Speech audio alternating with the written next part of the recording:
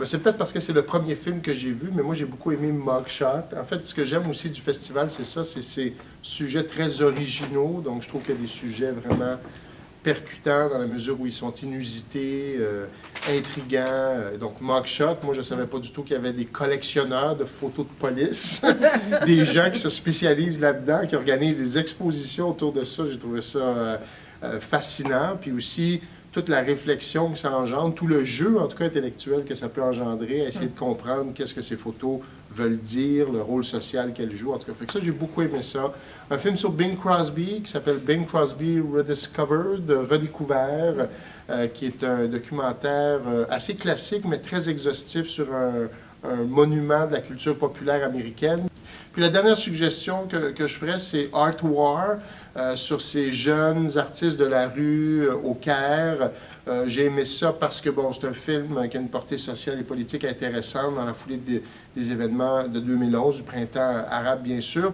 Je dirais, on assiste comme à la naissance d'une culture hip-hop, mais dans un autre pays. Alors donc, artistes engagés à travers la musique, la danse, le graffiti surtout, comment on veut bien sûr changer la société comme certains Noirs ont voulu le faire dans les années 80 ou 70 en fait à New York. Donc ça, c'est assez intéressant à voir. Tu sais.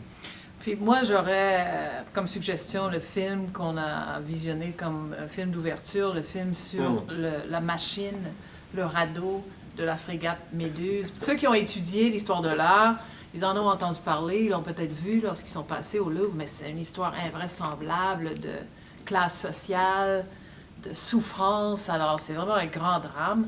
Mais il y a aussi Katharine Hepburn, The Great Kate, et puis Rita Hayworth, qui était la pin-up girl par excellence de toute une génération.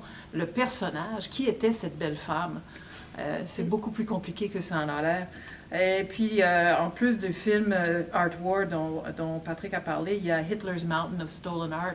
Toujours l'idée de s'accaparer de l'art comme outil de domination politique et culturelle. C'est Goebbels qui a dit « When I hear the word culture, I reach for my gun ».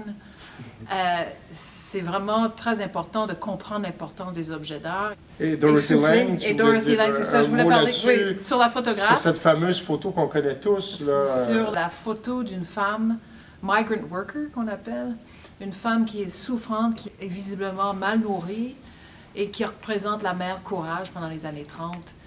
Pour que Dorothy Lange aille chercher cette image-là, c'est tout un parcours artistique, personnel. Alors, c'est vraiment l'universalité de ces thèmes-là qui ressortent dans le festival. C'est vraiment très, très riche. Et ça, c'est une infime partie de la programmation. Oui, c'est ça qui est important de comprendre aussi à travers le film sur l'art. Il y en a qui peuvent penser que c'est un plaisir un peu bourgeois, comme aller dans un musée et voir un beau tableau qui est joli, mais il y a des histoires derrière ça, que ce soit celle des artistes ou celle des sujets. Puis, et donc, ça nous touche directement à des histoires humaines. C'est ça qu'on veut faire comprendre derrière ces films sur l'art.